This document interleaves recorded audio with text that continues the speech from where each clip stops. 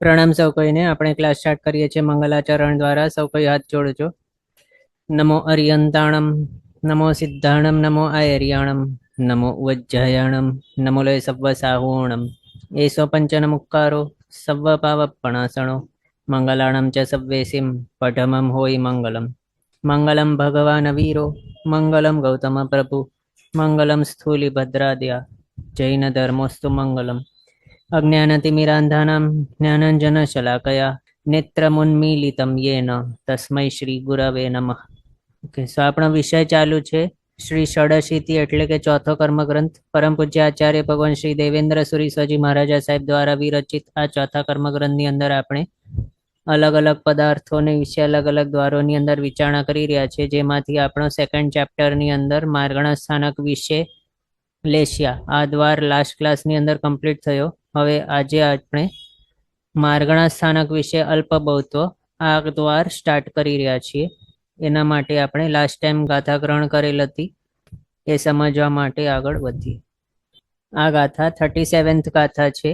આ આખી ગાથા છે એના સેકન્ડ લાઈન જે છે ત્રીજો ચોથો પદ એની અંદરથી સ્ટાર્ટ કરેલ છે માર્ગણા સ્થાનક વિશે અલ્પબહુત્વ એ દ્વાર. તો આ ગાથા આપણે આખી પાછી બોલીએ અને પછી એના અર્થ જોઈએ. અહખાય સુહુમ કેવલ દુગી સુક્કા છાવી સે સઠાણે સુ નર નિરય દેવ તિરિયા થોવાદુ અસંખણંત ગુણા. આ ગાથાની અંદર અહીંયા ફર્સ્ટ લાઈન જે છે એની અંદર માર્ગણા સ્થાનક વિશે લેશિયા એ દ્વાર હતું, એ અહીંયા કમ્પ્લીટ થઈ ગયો અને આના જે અર્થો છે તે આપણે બધા જોઈ લીધા. હવે સેકન્ડ લાઈન છે એની અંદરથી માર્ગણા સ્થાનક વિશે અલ્પબહુત્વ એ સ્ટાર્ટ કર્યું છે દ્વાર. અને આની અંદર કેવું રહેશે સમજો કે પહેલો માર્ગણા કઈ છે તો ગતિ માર્ગણા. તો ગતિ માર્ગણાની અંદર ઉત્તર માર્ગણાઓ કેટલી છે? 4. મનુષ્ય ગતિ, તિર્યંજ ગતિ, દેવગતિ અને નરક ગતિ. આ રીતે 4 ગતિઓ છે ઉત્તર માર્ગણાઓ ગતિ માર્ગણાની અંદર. તો એમાં આપસમાં કઈ માર્ગણાની અંદર રહેલા જીવો કોના કરતા કેટલા વધારે કે કેટલા ઓછા હોય એ છે અલ્પબહુત્વ દ્વારા આપણે જે જોવાના છીએ તે. એમાં સૌથી પહેલો અહીંયા સ્ટાર્ટ કર્યું છે ગતિ માર્ગણાથી. એમાં અહીંયા શું બતાવ્યું? નર નિરય દેવતિરિયા થોવાદુ અસંખ અનંત ગુણા. આની અંદર બતાવ્યું નર એટલે કે મનુષ્ય ગતિવાળા જીવો, પછી નિરય એટલે કે નરક ગતિવાળા જીવો, દેવ એટલે કે દેવગતિવાળા જીવો અને તિરિયા એટલે કે તિર્યંજ ગતિવાળા જીવો. એમના માટે અનુક્રમે બતાવે છે કે પહેલા જે બતાવ્યું તે કેવા છે? થોડા છે, એટલે કે થોડા છે સૌથી. 4 જે ઉત્તર માર્ગણાઓ છે 4 ગતિ, એના 4 માંથી સૌથી ઓછા કોણ છે? તો મનુષ્ય ગતિવાળા.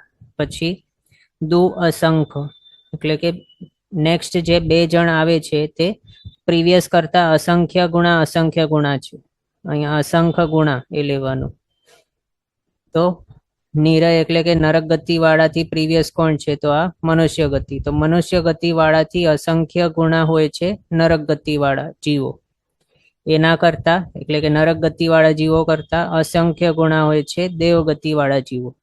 આ રીતે બતાવ્યું. પછી અનંત ગુણા સંધિ થઈને અનંત થઈ ગયું છે. તો આ અનંત ગુણા એટલે અનંત ગુણા કોના માટે છે? તો તિર્યંચો માટે. તિર્યંચ કેવા છે? અનંત ગુણા છે. કોના કરતા? તો પ્રીવિયસ જે માર્ગણા છે એના કરતા. તો દેવગતિ જે છે માર્ગણા એના જીવો કરતા તિર્યંચ ગતિ માર્ગણા વાળા જીવો અનંત ગુણા હોય છે દેવગતિ માર્ગણાના જીવો કરતા. આ રીતે અહીંયા બતાવ્યું છે. એ આપણે હવે ગાથાર્થ જોયું. હવે એને આની અંદર જોઈએ. માર્ગણા સ્થાનકોમાં અલ્પબહુત્વ એની અંદર ગાથા દ્વારા આપણે જોયું 37th ગાથાની સેકન્ડ લાઈન એની અંદર બતાવ્યું છે ગતિ માર્ગણાથી સ્ટાર્ટિંગ કરેલ છે ગ્રંથકાર શ્રી ભગવંતે. અને એમાં સૌથી પહેલો સ્ટાર્ટ કર્યું છે એ કહીને કે મનુષ્ય સૌથી ઓછા હોય છે. સૌથી ઓછા એટલે ગતિ માર્ગણાની અંદર જે પણ ઉત્તર માર્ગણાઓ છે કઈ કઈ છે? તો મનુષ્ય ગતિ, નરક ગતિ, દેવગતિ, તિર્યંજ ગતિ. આ 4 માર્ગણાઓ છે. એ 4 માંથી આપણે કમ્પેર કરીએ તો અલ્પબહુત્વ એનું મિનિંગ શું થાય? કયા કોનાથી કેટલા ઓછા કે વધારે છે તે. અલ્પ એટલે કે ઓછા, બહુ એટલે કે ઘણા કે વધારે. અલ્પ કે બહુપણું ત્વ જે પ્રત્યય છે તે એ દર્શાવે છે કે ઓછા કે વધારેપણું જે દ્વારની અંદર આપણે જાણવાનું ટ્રાય કરી રહ્યા છીએ તે છે અલ્પ બહુત્વ દ્વાર. એમાં મનુષ્યો માટે બતાવે છે સૌથી થોડા હોય છે મનુષ્ય ગતિવાળા જીવો, એના કરતા તેથી અસંખ્ય ગુણા નારકો એટલે કે મનુષ્ય ગતિવાળા કરતા અસંખ્ય ગુણા વધારે હોય છે નરક ગતિના જીવો.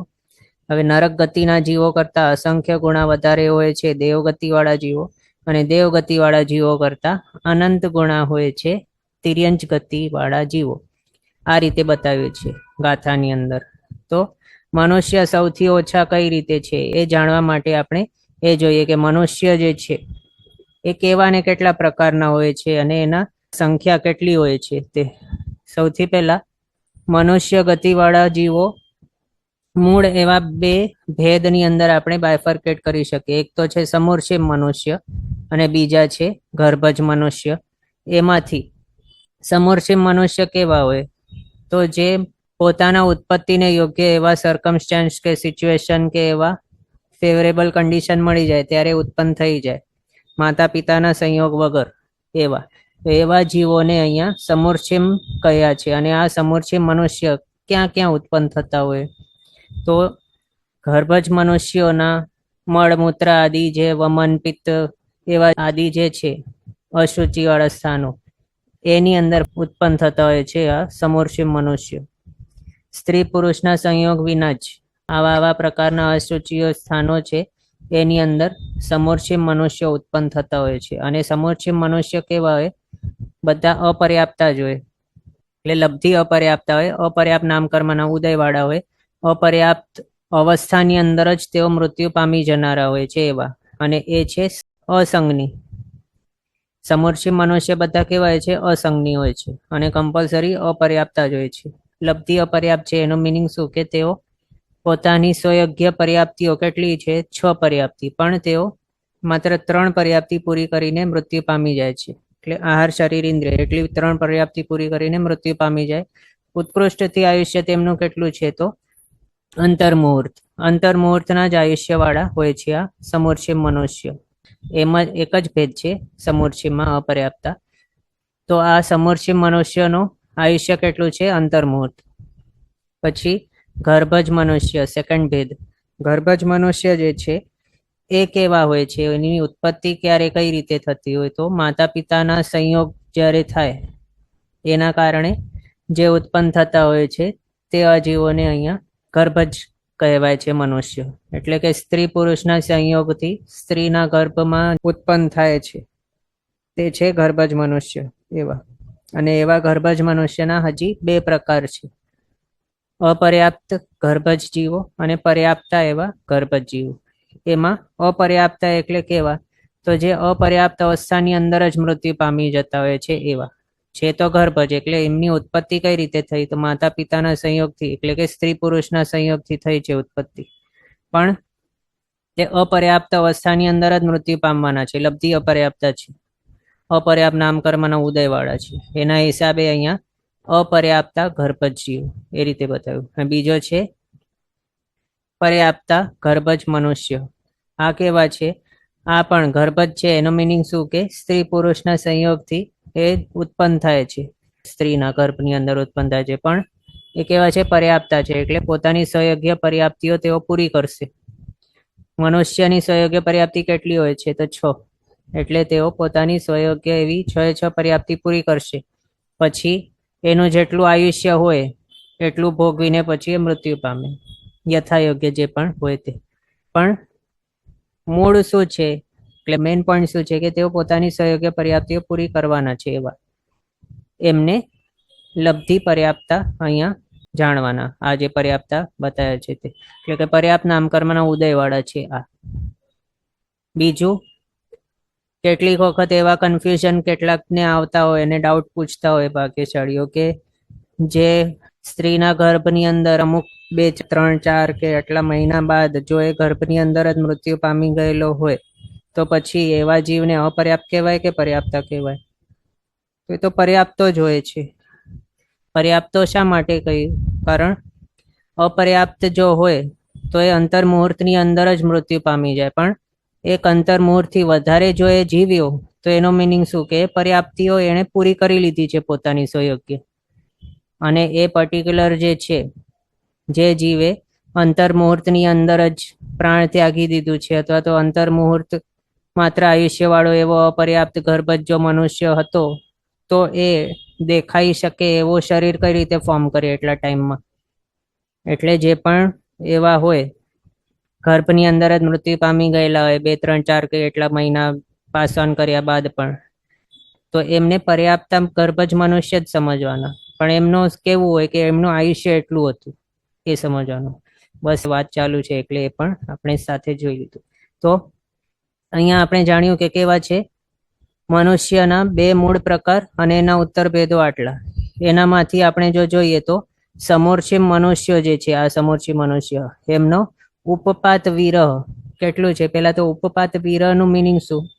ઉપપાત એટલે કે ઉત્પત્તિ, વિરહ એટલે કેટલું ટાઈમ ડ્યુરેશન બાદ થાય. એટલે પહેલા તો એ એક વાત સમજો કે સમૂર્છિમ મનુષ્યની જ્યારે પણ ઉત્પત્તિ થાય તો માત્ર 1, 2, 4, 5 ની નહીં થાય, પણ એક સાથે એક ગ્રુપમાં અસંખ્યાત એવા સમૂર્છિમ મનુષ્યની ઉત્પત્તિ થાય, એ રૂલ છે. હવે છે ને આપણે એ ટર્મ યુઝ કરશું સમૂર્છિમ મનુષ્યનો એક ગ્રુપ, બીજો ગ્રુપ, ત્રીજો ગ્રુપ, એ રીતે આપણને વારંવાર અસંખ્યાત સમૂર્છિમ મનુષ્યોનો એક ગ્રુપ એ રીતે કહેવું નહીં પડે. એના માટે એ રીતે આપણે હમણાં ટર્મ યુઝ કરશું કે સમૂર્છિમ મનુષ્યનો એક ગ્રુપ ઉત્પન્ન થયો. તો એમાં એ સમજવાનું કે આપણે એ કહી રહ્યા છીએ કે અસંખ્યાત સમૂર્છિમ મનુષ્ય કોઈક એક આ જ સમયે ઉત્પન્ન થયા છે, એમનું એક ગ્રુપ સમજવાનું. અસંખ્યાત સમૂર્છિમ મનુષ્યનું એક ગ્રુપ એમ. તો સમજો કે અસંખ્યાત સમૂર્છિમ મનુષ્યનો કોઈક એક ગ્રુપ આ સમયે ઉત્પન્ન થયો છે, તો એના બાદ બીજો એવો ગ્રુપ કેટલા ટાઈમ પછી ઉત્પન્ન થશે? તો એ ટાઈમ ડ્યુરેશન જે છે બંને ગ્રુપના ઉત્પત્તિના વચમાં જે ટાઈમ ગેપ કે ટાઈમ ડ્યુરેશન છે એને જ કહેવાય છે ઉપપાત વિરહ એમ. તો સમૂર્છિમ મનુષ્યનો ઉપપાત વિરહ જગન્યથી કેટલું છે? એક સમય. એટલે કે સમજો હમણાં એક એક્ઝામ્પલ માટે એક સમૂર્છિમ મનુષ્ય ઉત્પન્ન થયો છે, તો નેક્સ્ટ કોઈક સમૂર્છિમ મનુષ્ય એક સમયના ગેપ બાદ ઉત્પન્ન થાય છે. એ છે જગન્યથી ઉપપાત વિરહ એક સમયનો. પછી ઉત્કૃષ્ટથી કેટલું છે ઉપપાત વિરહ? તો 24 મુહૂર્ત. એક મુહૂર્ત એટલે કેટલા મિનિટ્સ હોય છે? 48 મિનિટ. તો આને આપણે જો કન્વર્ટ કરીએ કલાક અને મિનિટમાં તો 19 hours અને 12 મિનિટ્સ થાય છે. 24 મુહૂર્ત એટલે એનો મિનિંગ શું થયું કે આ સમયે સમૂર્છિમ મનુષ્યનો એક ગ્રુપ ઉત્પન્ન થયો તો એના મેક્સિમમ વધારેમાં વધારે 24 મુહૂર્ત બાદ સમૂર્છિમ મનુષ્યનો એક ગ્રુપ ઉત્પન્ન થાય છે.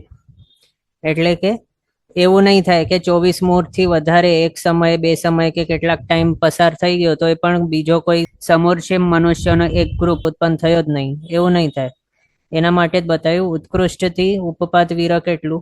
તો 24 મુહૂર્ત. એટલે હમણાં કોઈક ઉત્પન્ન થયો છે સમૂર્છિમ મનુષ્યનો એક ગ્રુપ, તો એના એક સમય બાદ કોઈ ગ્રુપ ઉત્પન્ન થઈ શકે, અથવા તો 2 સમય બાદ કે 3, 4, 5, 6, 7, 8 એટલા સમય બાદ, કે પછી અંતર મુહૂર્ત બાદ, એક મુહૂર્ત બાદ, 2, 3, 4, 5, 6, 7 એવા મુહૂર્તો બાદ, અથવા તો 24 મુહૂર્ત બાદ પણ ઉત્પન્ન થાય છે. પણ 24 મુહૂર્ત એક વખત પસાર થઈ ગયા પછી તો કોઈ ને કોઈ ઉત્પન્ન થાય જ કમ્પલસરી.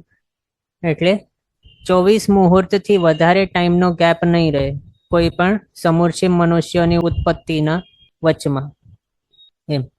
એના જ માટે અહીંયા બતાવ્યું ઉત્કૃષ્ટથી કેટલું છે ઉપપાત વિરહ સમૂર્છિમ મનુષ્યનું? તો 24 મુહૂર્ત. એટલે આખા વિશ્વમાં સમજો કે જે પણ ઠેકાણે સમૂર્છિમ મનુષ્યની ઉત્પત્તિ થઈ શકે છે, ક્યાં થઈ શકે છે? તો માત્ર અઢીદ્વીપની અંદર. તો જે જીવો છે સમૂર્છિમ મનુષ્યો, એમને હમણાં કોઈક ઉત્પન્ન થયા છે, પછી સમજો કે ઉત્કૃષ્ટથી વાળું આ જે છે એ ઉપપાત વિરહ અહીંયા થઈ ગયું લાગુ, તો પછી હમણાં જો સમજો અહીંયા કોઈક સમૂર્છિમ મનુષ્ય ઉત્પન્ન થયા છે, પછી સમજો 24 મુહૂર્તનો ટાઈમ ગેપ રહી ગયું, અને એના બાદ 24 મુહૂર્તના ઉપપાત વિરહ બાદ અહીંયા કોઈક નેક્સ્ટ સમૂર્છિમ મનુષ્ય ઉત્પન્ન થયા. તો અઢીદ્વીપની અંદર એવું કેટલું ટાઈમ રહ્યું કે જ્યાં એક પણ સમૂર્છિમ મનુષ્ય હતો જ નહીં? તો તો આ સમોર્ષી મનુષ્ય જે અહીંયા ઉત્પન્ન થયા છે એનું આયુષ્ય કેટલું છે? તો અંતર્મુહૂર્ત. સમોર્ષિમ અપર્યાપ્તા જોઈએ છે અને એમનો આયુષ્ય હોય છે અંતર્મુહૂર્ત. તો અહીંયા એ ઉત્પન્ન થઈ ગયો, એના બાદ એનો અંતર્મુહૂર્તનું આયુષ્ય અહીંયા સુધી સમજો કમ્પ્લીટ થાય છે. તો અહીંયાથી કરીને અહીંયા સુધી જેટલું ટાઈમ ડ્યુરેશન રહે એ ટાઈમ ડ્યુરેશન કેવું છે કે જેની અંદર આખા વિશ્વમાં કે આખા અઢીદ્વીપની અંદર એક પણ સમોર્ષિમ મનુષ્ય છે જ નહીં એવું. તો એ ટાઈમ ગેપ કેટલું હોય? 24 મુહૂર્ત માઇનસ આનો આયુષ્ય એક અંતર મુહૂર્તનું, એટલે કે 24 મુહૂર્તથી કંઈક ન્યૂન એવું, અથવા તો 23 મુહૂર્તથી કંઈક અધિક એ પણ કહી શકીએ એમ. આ રીતે અહીંયા આપણે સમજ્યા ને કે કેટલોક ટાઈમ એવું પણ હોય છે કે જ્યારે કોઈ પણ સમોર્ષિમ મનુષ્ય હોતા જ નથી આખા વિશ્વની અંદર. એવા કેટલું મેક્સિમમ ટાઈમ હોઈ શકે તે આપણે હમણાં જોયું. પછી આગળ જોઈએ અપર્યાપ્ત ગર્ભજ મનુષ્યો. અહીંયા આ જે છે અપર્યાપ્ત ગર્ભજ મનુષ્ય, એમના માટે કયું? એમનો ઉપપાત વીર જગન્યથી એક સમય છે. એટલે કે આની અંદર જે પ્રમાણે આપણે જોઈએ જ રીતે આની અંદર કોઈક અપર્યાપ્ત ગર્ભજ મનુષ્યો ઉત્પન્ન થયા છે આ સમયમાં, એના બાદ નેક્સ્ટ કોઈક અપર્યાપ્ત એવા ગર્ભજ મનુષ્ય ઉત્પન્ન થશે. એ બંનેના ઉત્પત્તિની વચમાં કેટલું ટાઈમ ગેપ રહ્યું? તો જગન્યથી એક સમયનો ગેપ છે. એક સમયનો ઉપપાત વીર જગન્યથી. પછી ઉત્કૃષ્ટથી કેટલું છે વીર? તો 12 મુહૂર્ત, 12 મુહૂર્તનું છે. એક મુહૂર્ત હોય છે 48 મિનિટ, તો 12 મુહૂર્ત કેટલા હોય? 9 કલાક અને 36 મિનિટ્સ એટલા.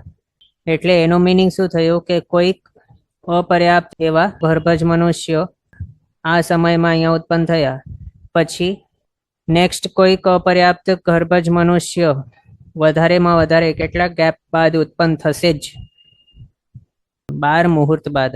તો અહીંયા 12 મુહૂર્ત બાદ સમજો અહીંયા બીજા કોઈ અપર્યાપ્ત ગર્ભજ મનુષ્ય અહીંયા ઉત્પન્ન થઈ ગયા. તો એ બંનેના ઉત્પત્તિની વચમાં કેટલું ટાઈમ છે? 12 મુહૂર્તનું ગેપ છે. પણ આપણે એમ વિચારીએ કે આખા વિશ્વની અંદર, એટલે કે આખા જે અઢીદ્વીપની અંદર અપર્યાપ્ત ગર્ભજ મનુષ્ય હોય જ નહીં. આવું મેક્સિમમ કેટલા ટાઈમ માટે હોઈ શકે? વધારેમાં વધારે કેટલા ટાઈમ માટે આખા અઢીદ્વીપની અંદર અપર્યાપ્ત ગર્ભજ મનુષ્ય હોય જ નહીં એવો કેટલા ટાઈમ માટે હોઈ શકે? વધારેમાં વધારે ટાઈમ. તો આનું આયુષ્ય કેટલું છે અપર્યાપ્ત ગર્ભજ મનુષ્યનું? અપર્યાપ્ત છે એટલે અંતર મુહૂર્તનું જોઈએ. તો એના હિસાબે અહીંયા એ ઉત્પન્ન થયો, એના અંતર મુહૂર્ત બાદ અહીંયા એનું મૃત્યુ થઈ ગયું. અને હવે અહીંયાથી આ ઉત્પન્ન થયા બાદ બીજો કોઈ ઉત્પન્ન થતો જ નથી. અહીંયા વચમાં કોઈ ઉત્પન્ન થઈ જ નથી રહ્યો, કોઈ છે જ નહીં. એટલે આ ઉત્પન્ન થઈને અહીંયા મૃત્યુ પામી ગયો. પછી હવે કોઈ પણ અપર્યાપ્ત ગર્ભજ મનુષ્ય અહીંયા છે જ નહીં, જેટલું પણ આ ટાઈમ ડ્યુરેશન છે તેટલા ટાઈમ માટે. પછી અહીંયા 12 મુહૂર્ત જઈને કોઈક એવા નેક્સ્ટ ઉત્પન્ન થાય છે. એટલે આપણે વિચારીએ કે આખા અઢીદ્વીપની અંદર અપર્યાપ્ત ગર્ભજ મનુષ્ય વિનાનો ઉત્કૃષ્ટ કાળ કેટલું? તો 12 મુહૂર્તમાંથી એનું આયુષ્ય માઇનસ કરી લઈએ અંતર મુહૂર્તનું એટલો ટાઈમ. એટલે આપણે એમ કહી શકીએ કે અંતર મુહૂર્ત ન્યૂન 12 મુહૂર્ત એમ કહી શકીએ, અથવા તો 11 મુહૂર્તથી કંઈક અધિક એમ પણ કહી શકાય. આ રીતે આપણે સમજાય. એટલે એનો મિનિંગ શું છે કે એવો ટાઈમ આવી શકે કે જ્યારે આ સમોર્ષિમ મનુષ્ય હોય જ નહીં આખા વિશ્વની અંદર. અને એવું પણ ટાઈમ આવી શકે છે ક્યારેક કે જ્યારે કોઈ પણ અપર્યાપ્ત એવો ગર્ભજ મનુષ્ય હોય જ નહીં આખા વિશ્વમાં. એટલે આ 0 અને આ પણ 0 આ રીતે હોઈ શકે છે. પણ જે પર્યાપ્ત ગર્ભજ મનુષ્ય છે એમના માટે એવું નથી કે કોઈક હોય જ નહીં આખા વિશ્વમાં, એક પણ ગર્ભજ મનુષ્ય પર્યાપ્ત છે જ નહીં. આવું ક્યારે પોસિબલ નથી. કોઈ ના કોઈ તો હોતા જ હોય છે. એવું ટાઈમ ક્યારે પણ હોતું નથી કે જ્યાં પર્યાપ્ત ગર્ભજ મનુષ્ય હોય જ નહીં આખા વિશ્વમાં. એટલે આપણને જો એમ કાઉન્ટ કરવા હોય કે મનુષ્યની સંખ્યા કેટલી, તો પછી જે પર્યાપ્ત ગર્ભજ મનુષ્ય છે એમની સંખ્યા આપણને જાણવી પડે. અને એ સંખ્યા કેટલી છે? તો શાસ્ત્રકાર ભગવાન તો કહે છે કે 29 ફિગર્સનો એક નંબર છે, એટલા પ્રમાણમાં હોય છે પર્યાપ્ત ગર્ભજ મનુષ્ય. અને એ કઈ રીતે ડિરાઈવ થાય છે એના માટે શાસ્ત્રકાર ભગવંતોએ આપણને આ રીતે બતાવે છે. પર્યાપ્તા ગર્ભજ મનુષ્યની ઉત્કૃષ્ટ સંખ્યા કેટલી તે ફાઇન્ડ આઉટ કરવા એમ કહે છે કે 5મા વર્ગની સાથે 6ઠ્ઠા વર્ગની સંખ્યાનો ગુણાકાર કરવો. 5મા વર્ગ એટલે શું? કોનો વર્ગ? તો સૌથી નાનામાં નાનો જે છે સંખ્યા, એકને સંખ્યા નહીં કહેવાય, પણ સંખ્યા કોને કહેવાય? 2 થી કરીને સંખ્યા કહેવાય છે. તો જે 2 નંબર છે એનો 5મો વર્ગ કરવાનો, એટલે 2^2 કર્યું તો એનો મિનિંગ શું કે એનો પહેલો વર્ગ થયો. પછી બીજો વર્ગ એટલે 2^2 જે કર્યું છે એનો હજી એક વખત વર્ગ કર્યો તો આ બીજો વર્ગ કહેવાય. પછી આ ત્રીજો વર્ગ, આ ચોથો વર્ગ અને આ 5મો વર્ગ. વર્ગ એટલે કે જે સંખ્યા અથવા તો જે આ છે નંબર એને એની જ સાથે મલ્ટીપ્લાય કરીએ તો એને એનો વર્ગ કહેવાય. આપ જાણતા જશો, ઇંગ્લિશમાં આપણે સ્ક્વેર સમજતા હોઈએ છીએ. તો 2^2 તો 2 નો સ્ક્વેર ઇક્વલ્સ ટુ 4. 2 × 2 કરીએ તો 4 આવે, 4 આવે. પછી 4 × 4 કરવાનું, કારણ અહીંયા બ્રેકેટની બહાર 2 છે એના હિસાબે, એટલે 2^2 કર્યું. પછી હજી 4 આવ્યો એને (2) કર્યો તો 4 × 4 16, 16 × 16 256. એટલે આ રીતે સ્ક્વેર સ્ક્વેર સ્ક્વેર કરીએ તો એને કેટલી વખત સ્ક્વેર કર્યું કે વર્ગ કર્યું? તો 5 વખત. એટલે 5મો વર્ગ એને આ કહેવાય. 5મા વર્ગને લખવું હોય તો આ રીતે આપણે લખી શકીએ. પછી આ જે છે 5મો વર્ગ એની સાથે 6ઠ્ઠા વર્ગની સંખ્યાનો ગુણાકાર કરવો. તો આ 5મો વર્ગ છે અને આ જે છે ફિગર એને હજી એક વખત સ્ક્વેર કરી લઈએ તો એને કહેવાય 6ઠ્ઠો વર્ગ. એ પછી આ બંને જે મળી જાય ફિગર્સ એને આપસમાં મલ્ટીપ્લાય કરી લેવાનું. એમ એ આપણે 1 મિનિટ રમેરેણો જે બુક છે એ આપણે આપને બતાવીએ, એની અંદર આખા બતાવ્યું છે.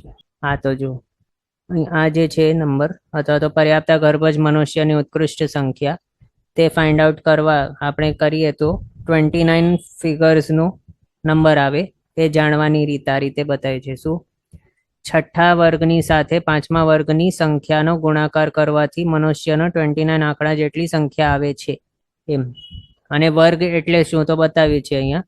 કોઈ પણ સંખ્યાને તે જ સંખ્યા સાથે ગુણવાથી જે સંખ્યા આવે તેને વર્ગ કહેવાય. એટલે 2 × 2 એટલે એને આપણે 2 સ્ક્વેર કહેતા હતા. તો 2 × 2 4 થાય. એ છે પહેલો વર્ગ. બીજો વર્ગ શું? તો અહીંયા જે આન્સર આવ્યો એનો સ્ક્વેર કરવાનો, એટલે 4 × 4 કર્યું તો આવે 16. એ છે બીજો વર્ગ. હવે આ જે આન્સર આવ્યું એને એની જ સાથે મલ્ટીપ્લાય કરવાનું, એટલે કે એનો સ્ક્વેર કરવાનું. તો જે ફિગર આવે કે આન્સર આવે તે છે ત્રીજો વર્ગ. 16 × 16 256. પછી આ ત્રીજો વર્ગનો પણ વર્ગ કરવું, એટલે 256 આવ્યું એને 256 સ્ક્વેર કરીએ એટલે 256 × 256 એ આવે છે 65536. એને કહેવાય ચોથો વર્ગ. હવે આ ચોથો વર્ગ જે મળ્યું એનો હજી આગળ વર્ગ કરીએ તો આપણને 5મો વર્ગ મળે. એટલે આ 65536 × 65536 કરીએ તો આવી જાય 5મો વર્ગ. 4294967 આ 5મો વર્ગ કઈ રીતે ફાઇન્ડ આઉટ કર્યું તેનું કેલ્ક્યુલેશન છે. આ 65536 × 65536 આ કઈ રીતે આવ્યો તે અહીંયા બતાવે છે વર્કિંગ. પછી 6ઠ્ઠો વર્ગ ફાઇન્ડ આઉટ કરવા માટે આ જે આન્સર આવ્યો 5મો વર્ગ એનો સ્ક્વેર કરી લેવાનો, એટલે એને એની સાથે મલ્ટીપ્લાય કરી લેવાનું. તો આન્સર આવે 6ઠ્ઠો વર્ગ. એ છે 1844674073709551616. આ છે 6ઠ્ઠો વર્ગ. 6ઠ્ઠો વર્ગ કઈ રીતે ફાઇન્ડ આઉટ કર્યું એનું વર્કિંગ અહીંયા બતાવ્યું છે. આ હતું 5મો વર્ગ, એને એની સાથે જ મલ્ટીપ્લાય કરીને સ્ક્વેર કરીને આખો વર્કિંગ અહીંયા બતાવ્યું છે. આ 6ઠ્ઠો વર્ગ કઈ રીતે મળ્યું તેનું વર્કિંગ છે. હવે આપણી પાસે બંને વર્ગ છે, 5મો વર્ગ છે, આ છે 5મો વર્ગ અને આ છે 6ઠ્ઠો વર્ગ. હા, હવે પર્યાપ્તા ગર્ભજ મનુષ્યની જે સંખ્યા છે ફાઇન્ડ આઉટ કરવા માટે ફોર્મ્યુલા શું છે અથવા તો શું કરવાનું છે અહીંયા શું બતાવ્યું છે? 5મો વર્ગ લેવાનો અને 6ઠ્ઠો વર્ગ લેવાનો, આ બંનેને આપસમાં મલ્ટીપ્લાય કરવાનો. તો 5મા વર્ગની સાથે 6ઠ્ઠા વર્ગને મલ્ટીપ્લાય કરવાનો છે, ગુણાકાર. તો આપણને મળી જશે આન્સર. એટલે આ જે છે 42994 આ ફિગરને આની સાથે મલ્ટીપ્લાય કરવાનું. તો એનો આન્સર કઈ રીતે આવે? એનો આખો વર્કિંગ છે અહીંયા 184467073709551616 ઇન્ટુ 4294967296 આ બંનેને મલ્ટીપ્લાય કરીએ તો આ રીતે વર્કિંગ થાય અને ફાઇનલી આ આન્સર આવે આપણી પાસે 792281625375935439503336 આ 29 ડિજિટ્સનું અથવા તો 29 આંકડા જેટલું આટલી સંખ્યામાં મનુષ્યો હોય છે આ રીતે શાસ્ત્રકાર ભગવંતોએ આપણને બતાવ્યું છે. હા, એ રીતે આપણે જોયું. આ રીતે શું છે, બે રીત બતાવી. એક તો પહેલી રીત આ પાંચમા વર્ગની સાથે છઠ્ઠા વર્ગની સંખ્યાનો ગુણાકાર કરવો. તો આપણે પાંચમો વર્ગ અને છઠ્ઠો વર્ગ કયું કેટલું આવ્યું અને એને મલ્ટીપ્લાય કરીને પછી આન્સર શું આવ્યું તે આપણે જોયું હમણાં વર્કિંગ આખું.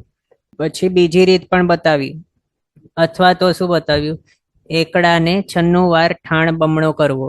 એટલે કે 1 નંબર જે છે એ લેવાનું અને એને ઇન્ટુ 2 આ રીતે ડબલ 96 ટાઈમ્સ કરવાનું. એનો મિનિંગ શું કે 296 એ કરવાનું, ત્યારે આવા સેમ આન્સર આવી જાય.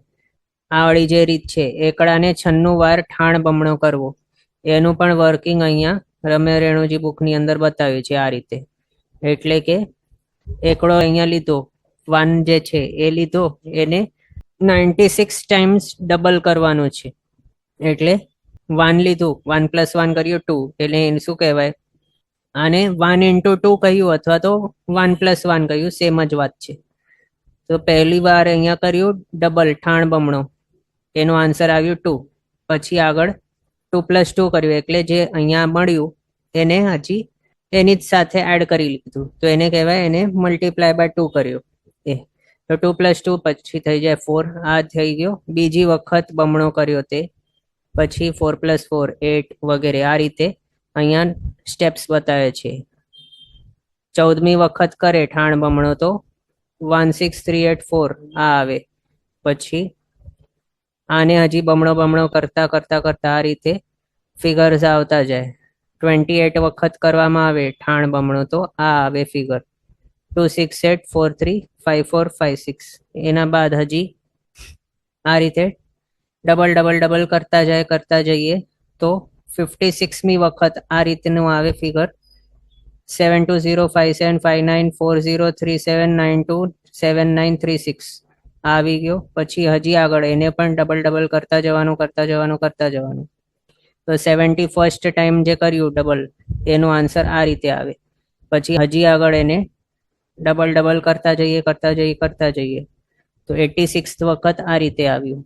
પછી ડબલ કરતા જઈએ તો ફાઇનલી અહીંયા શું આવ્યું, આ 96th વખત ડબલ કર્યો ત્યારે આ આવ્યું ફિગર 79228116 વગેરે જે છે તે આખો 29 ડિજિટનો ફિગર, પર્યાપ્તા ગર્ભજ મનુષ્યનો સંખ્યાનો આંકડો આ આવી ગયું. એટલે આ રીતે આપણે જોયું.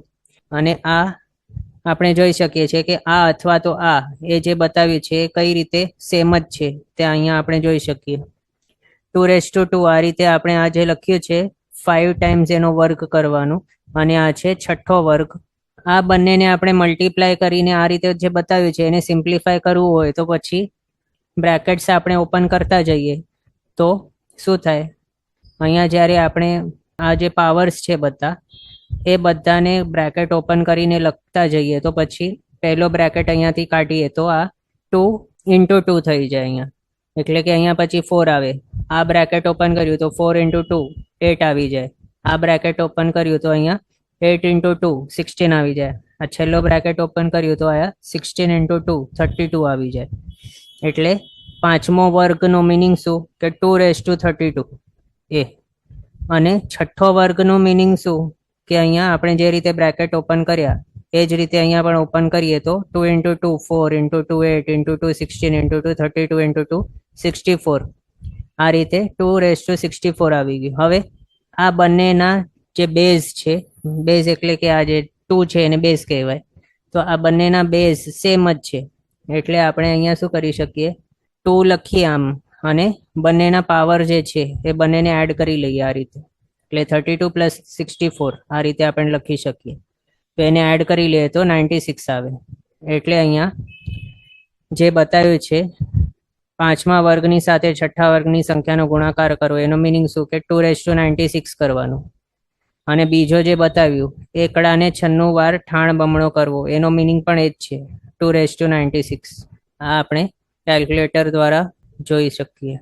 296 આવી ગયું આ આપણું ફિગર. આ જોઈ શકીએ આપણે 7922 7922 8162 8162 5142 6433 75 93 54 39 50 336. એટલે આ રીતે 296 કહો કે એકડાને 96 ટાઈમ્સ ડબલ કર્યો એ કહો કે પછી પાંચમા વર્ગની સાથે છઠ્ઠા વર્ગની સંખ્યાને મલ્ટીપ્લાય કર્યો, એ બધું એક જ વાત છે. એ કરીએ આપણે તો આ રીતે આપણને મળી જાય. અને પાંચમો અને છઠ્ઠો વર્ગ પણ અહીંયા આપણે જોઈએ કેલ્ક્યુલેટર દ્વારા. 1844 67 440 7370 955 1616 multiplied by 4294967296. તો આપણે જોયું કેટલું સેમ આવ્યું છે. આ જે ફિગર છે તે 7922 વગેરે જે છે એ જ એ આપણે જોઈ લીધું. હવે આ જોઈએ એકડાને 96 વાર ઠાણ બમણો કરીએ તો શું આવે, આપણે કેલ્ક્યુલેટર દ્વારા જોઈએ. તો સૌથી પહેલા 1 લીધો, એને મલ્ટીપ્લાય બાય 2, આ થઈ ગયો પહેલી વખતનો આન્સર 1. આપણે 96 સુધી આ રીતે કાઉન્ટ કરીએ ઇન્ટુ 2 કરીને. 1 થયું, 2 3 4 5 6 7 8 9 10 11 12 13 14 15 16 17 18 19 20 21 22 23 24 25 26 27 28 29 30 31 32 33 34 35 36 37 38 39 40 41 42 43 44 45 46 47 48 49 50 51 52 53 54 55 56 57 58 59 60 61 62 63 64 65 66 67 68 69 70 71 72 73 74 75 76 77 78 79 80 81 82 83 84 85 86 87 88 89 90 91 92 93 94 95 અને આ 96. જોયું આપણે 1 ને આપણે 96 ટાઈમ્સ ઇન્ટુ 2 કર્યું તો આ નંબર આપણી પાસે આવી ગયો. અને આ નંબર કયું છે તો અહીંયા જે આપણે લખીએ છીએ નીચે એ જ છે, સેમ ટુ સેમ આપણે જોઈ શકીએ છીએ. તો આ રીતે પાંચમો વર્ગ ઇન્ટુ છઠ્ઠો વર્ગ equals to 296 equals to 1 into 2 96 વખત ડબલ કરીએ એકડાને, એ બધું એક જ વાત છે. એ રીતે આપણે જોયું કે મનુષ્યોની એટલે કે પર્યાપ્ત ગર્ભજ મનુષ્યની ઉત્કૃષ્ટ સંખ્યા કેટલી છે, તો આ 29 ડિજિટનું નંબર જે છે આ એટલા પ્રમાણની બતાવે છે શાસ્ત્રકાર ભગવંતોએ. એમ હવે એને આપણે કઈ રીતે બોલી શકીએ એ જોવા માટે પહેલા તો અહીંયા આપણે આ નંબર લખ્યો છે જે છે તે, અને એને આ રીતે કલર્સ આપણે આપ્યા છે એ દર્શાવવા માટે સારી રીતે આપણને સમજી શકાય કે શું આને લાલ બતાવ્યું, પછી આને બ્લુ, આને પાછું લાલ, આને બ્લુ, આ બતાવવા અને આ બતાવવા ઇઝીલી આપણને દેખાઈને સમજાઈ શકાય એના માટે. તો સ્ટાર્ટ કઈ રીતે કર્યું છે અહીંયાથી, અહીંયા પાછળથી આ યુનિટ્સ ટેન્સ, હંડ્રેડ્સ, 1000, 10,000 આ છે લાખ, 10 લાખ, 10 લાખ સુધી લેવાનું અને એના બાદ જે છે એને અલગ કરી લેવાનું. પાછું અહીંયા યુનિટ સમજવાનો, units, tens, hundreds, thousands, 10,000, 1 lakh, 10 lakh, 10 lakh, પછી આને પાછું અલગ કરવાનું. અહીંયાથી યુનિટ્સ, ટેન્સ, હંડ્રેડ્સ વગેરે અહીંયા 10 લાખ સુધી, પછી અહીંયા પાછું અલગ કરી લેવાનું. અહીંયા આટલા જે છે એના બાદ પાછું આને અલગ કરી લેવાનું. હવે એ અલગ શાના માટે કર્યું, કારણ આપણે જે બોલી રહ્યા છીએ બધું શાસ્ત્રની જે ભાષા છે એની અંદર, તો એમાં મેક્સિમમ કોડી સુધી જ બતાવે છે એટલે કરોડ સુધી બતાવે છે, પણ એના બાદ અબજ વગેરે રીતે ગણતરી આપણે નથી કરતા બોલતા ટાઈમે. આગળના મોટા મોટા ફિગર વગેરે છે, નિખર્વ ને તે બધા છે, પણ આ બોલવું હોય તો ઇઝીલી સમજી શકાય બધાને, એના માટે કઈ રીતે માત્ર 1000, 10,000, લાખ, કરોડ એટલા સુધી માત્ર બતાવ્યું છે. એટલે અહીંયા જ્યારે આ 10 લાખ સુધી પહોંચ્યા બાદ જ્યારે અહીંયા કરોડનો ટાઈમ આવે ત્યારે પાછું આપણે યુનિટ્સ પ્રમાણે એને અલગ કરી લઈએ એમ. અને આ ફર્સ્ટ છે, સેકન્ડ, થર્ડ, ફોર્થ, ફિફ્થ, એનામાં આ 4 જે છે એ કયા ઠેકાણે છે તો 10 લાખની આગળ છે. એટલે પાછળથી અહીંયા લાસ્ટથી આપણે જોયું તો 10 લાખ આવી ગયું, પછી આ કરોડ છે એટલે કે 4 કરોડ, એમાં 354 કરોડ, 354 કરોડ છે. એના બાદ આપણે આગળ જઈએ અહીંયા 59, તો 59,000 અને પછી શું કહેવાનું કરોડ. કારણ અહીંયા 59,000 નથી, માત્ર અહીંયા કરોડના સંખ્યાની અંદર આપણે પહોંચી ગયા છીએ.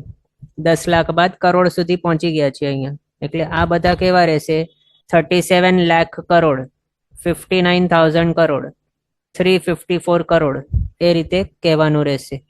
અને આપણે આપણી આ ભાષાની અંદર બતાવીએ તો 37 લાખ કોડી, 59,000 કોડી, 354 કોડી, એ રીતે આપણે કહેવાનું. એટલે કે બધા જે છે એ બધાની પાછળ માત્ર કોડી કોડી કોડી એડ કરી લેવાનો છે.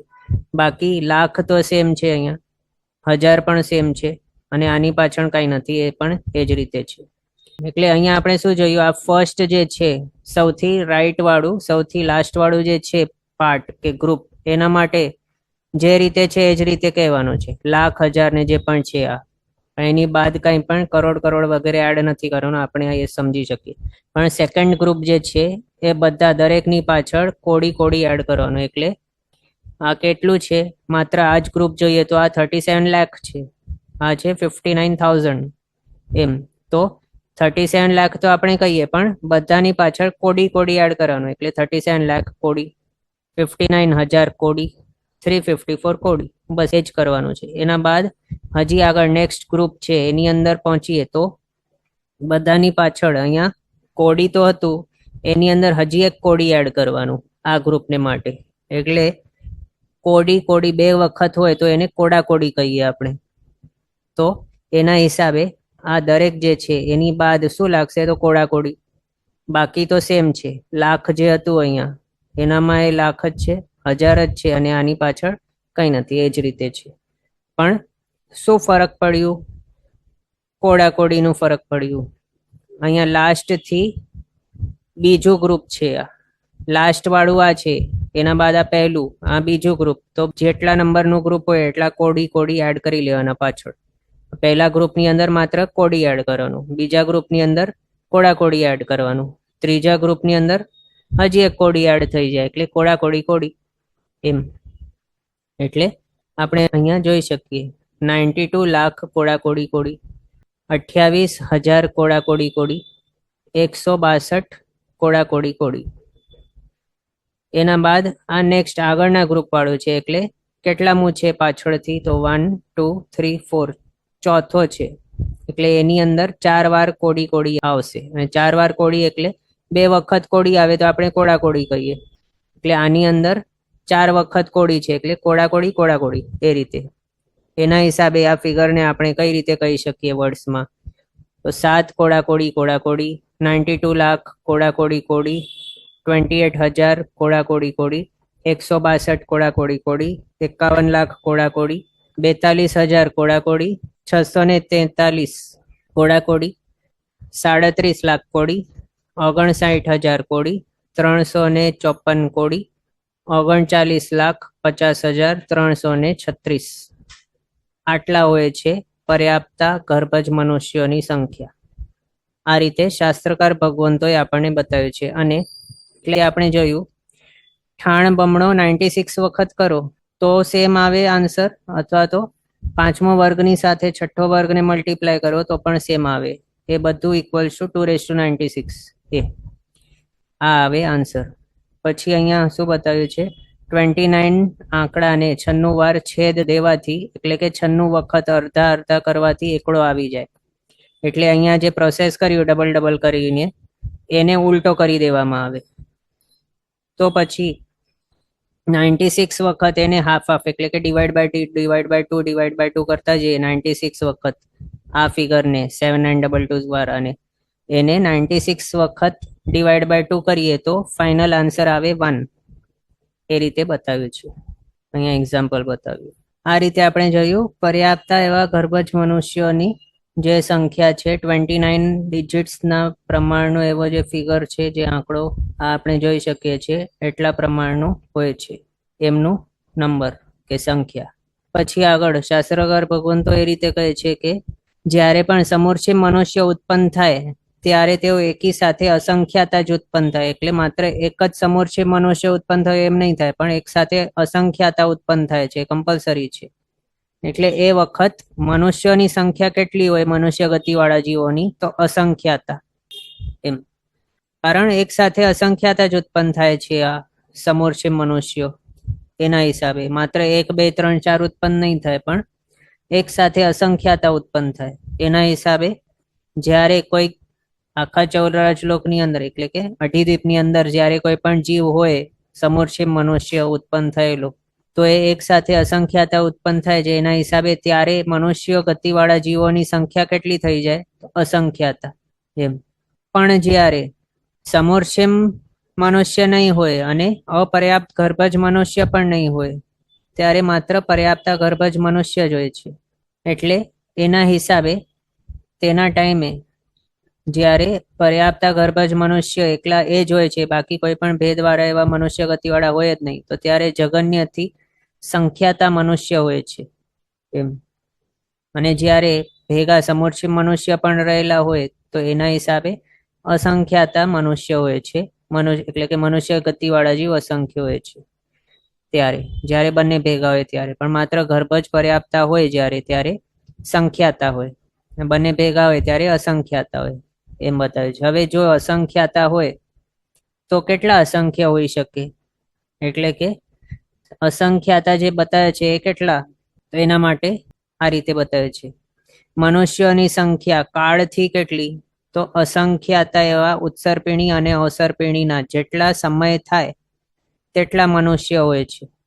આપણે એમ વિચારીએ તો 1 સેકન્ડની અંદર જ અસંખ્ય સમય વ્યતીત થઈ જાય. તો 1 કલાક 2 કલાક 4 5 કલાક એક દિવસમાં કેટલા અસંખ્ય સમય વ્યતીત થતા હશે? તો 1 વર્ષની અંદર કેટલા અસંખ્ય હશે?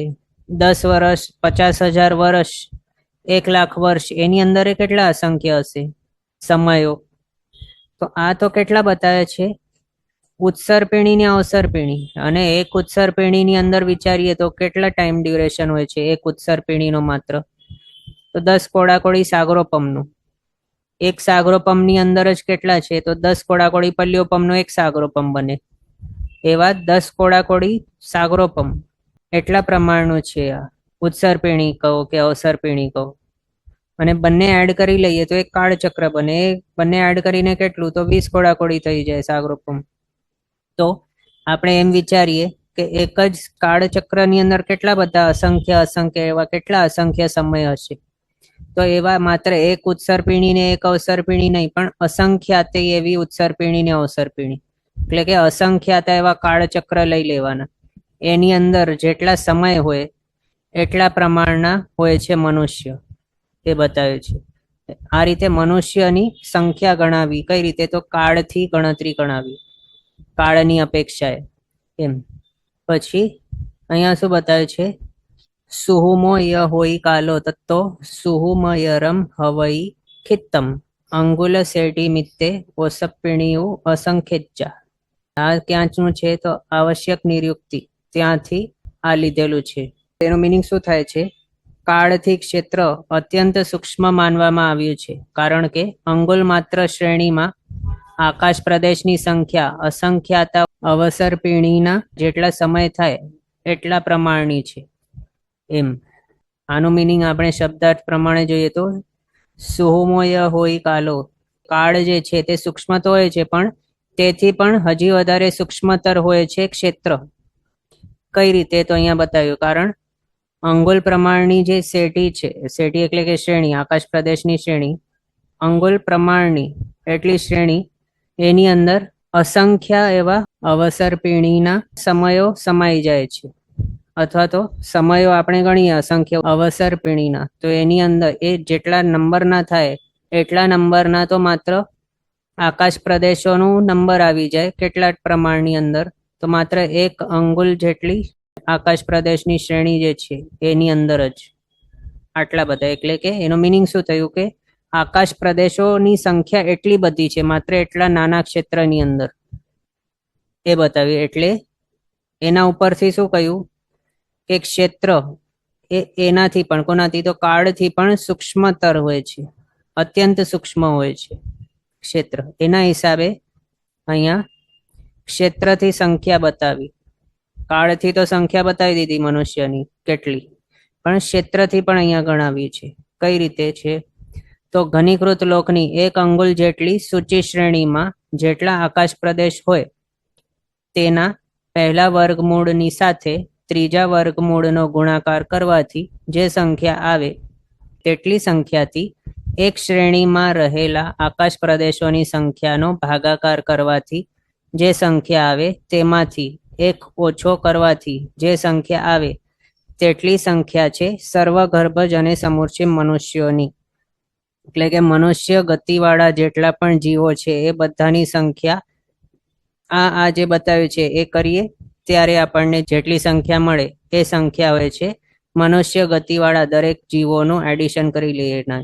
એટલે કે ગર્ભજ પણ બધા અને સમૂર્છિત પણ બધા એડ કરી લે તો એટલું આ બતાવ્યું છે. હવે આની અંદર જે ઘનીકૃત લોક આ ટર્મ યુઝ કર્યો છે એ આપણે સમજીએ, પછી સૂચિ શ્રેણી એ પણ સમજીએ શું છે, એક શ્રેણી ક્યાં કેટલી હોય, સૂચિ શ્રેણી ને શ્રેણી સેમ છે.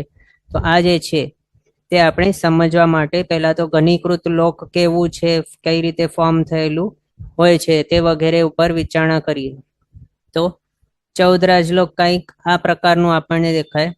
આ છે 14 રાજલોક, એનું ઊંચાઈ કેટલી છે 14 રાજ પ્રમાણની, અને આ છે ઉર્ધ્વલોક, આ છે નીચેવાળું અધોલોક પર્પલમાં જે આપણે દર્શાવીએ છીએ તે.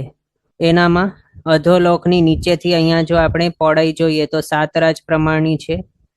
ઉર્ધ્વલોકની અંદર આ ભાગ જે છે 5મા દેવલોક સાઈડ વાળું એ હોય છે 5 રાજ પહોળાઈ વાળો.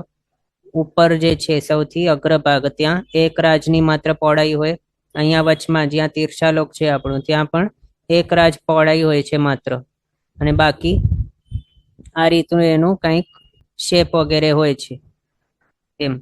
ઉર્ધ્વલોકને આપણે જોઈએ અહીંયા તો એ 7 રાજ પ્રમાણનું છે, અને અધોલોકને જો જોઈએ તો એ પણ 7 રાજ પ્રમાણનું છે. આ રીતે આપણે બતાવ્યું છે એમ સમજવાનું. હવે રમેશ રેણુજી બુક જે છે એની અંદર આ રીતે બતાવ્યું છે કે આ ઉર્ધ્વલોક છે 7 રાજ વાળું, આટલું પ્રમાણનું જે છે એનામાંથી પહેલા તો શું કરીએ, આને આપણે અહીંયા વચમાંથી આ રીતે હાફ કરી લઈએ, અને અહીંયાથી આમ હાફ કરી લઈએ, અહીંયાથી આમ કરી લઈએ. તો આ ઉપરવાળો જે છે એના 4 ટુકડા થઈ જાય, અને આ નીચેવાળાને વચમાંથી આ રીતે હાફ કરી લઈએ તો આના પણ કેટલા 2 પીસ થઈ જાય.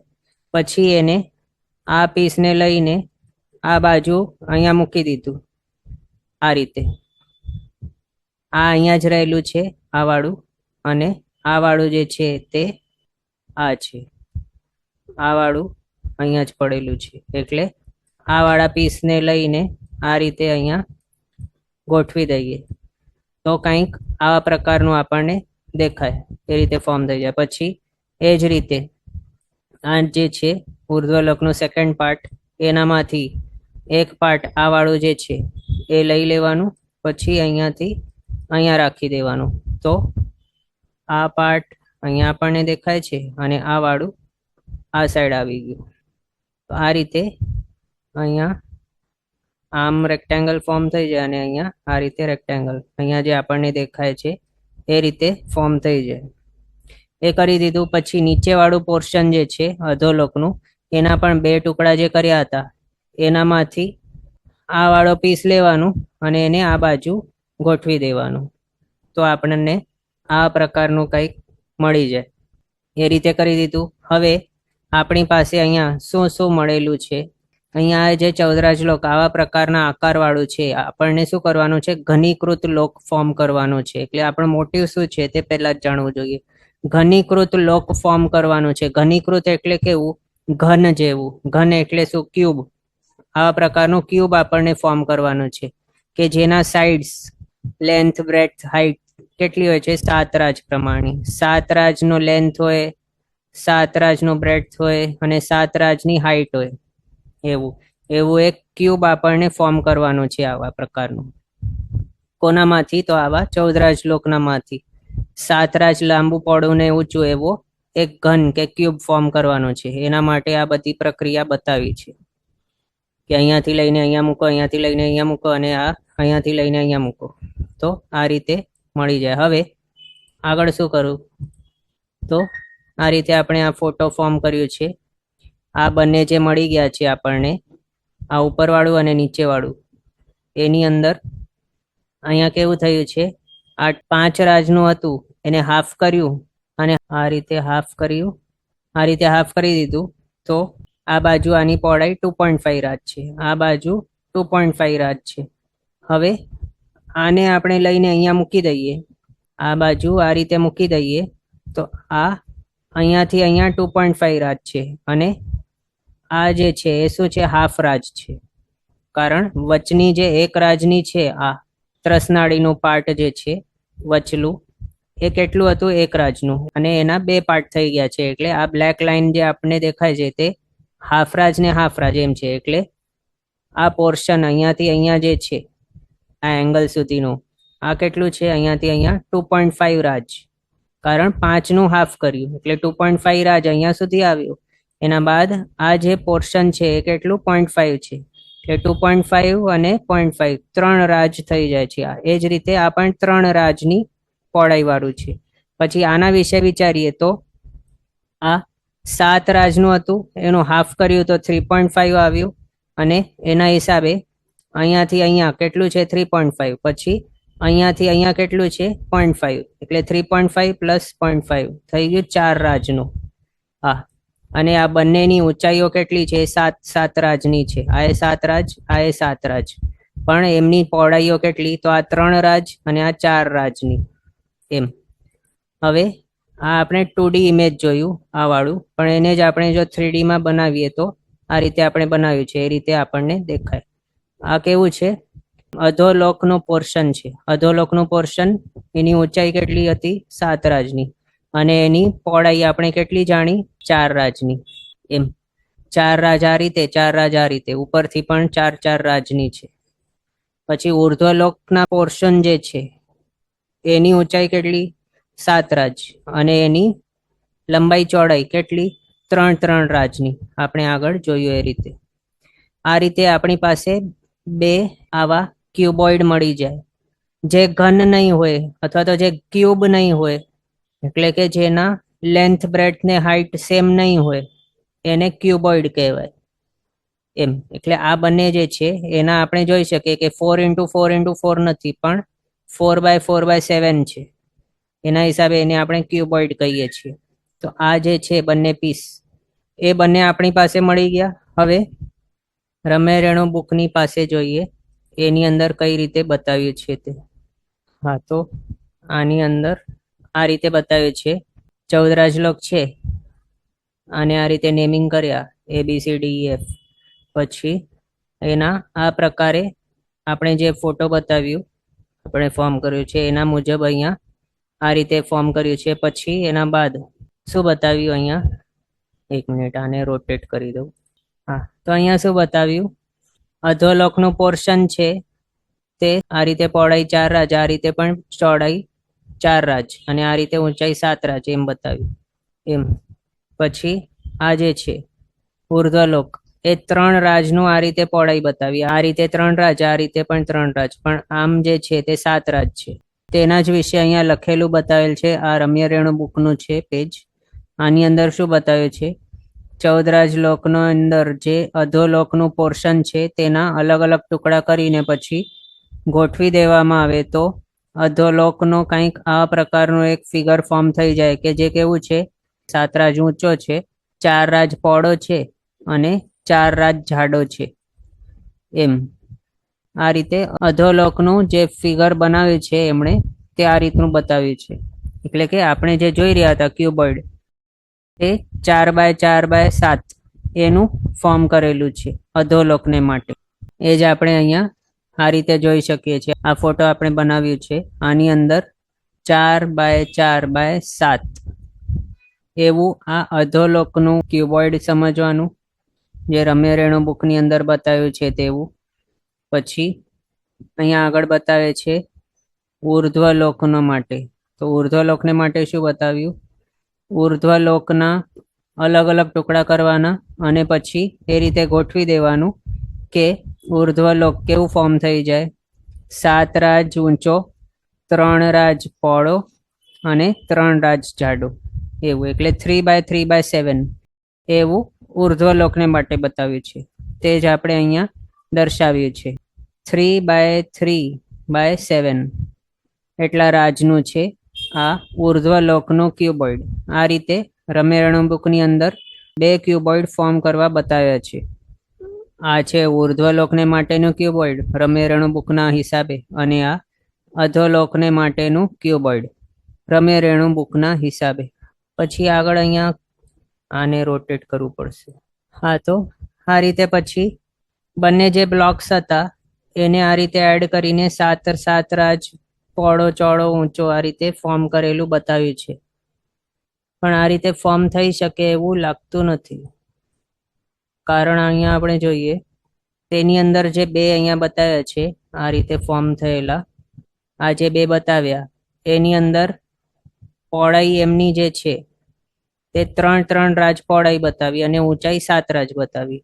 પછી આની 4 રાજ પહોળાઈ બતાવી અને ઊંચાઈ 7 રાજ બતાવી.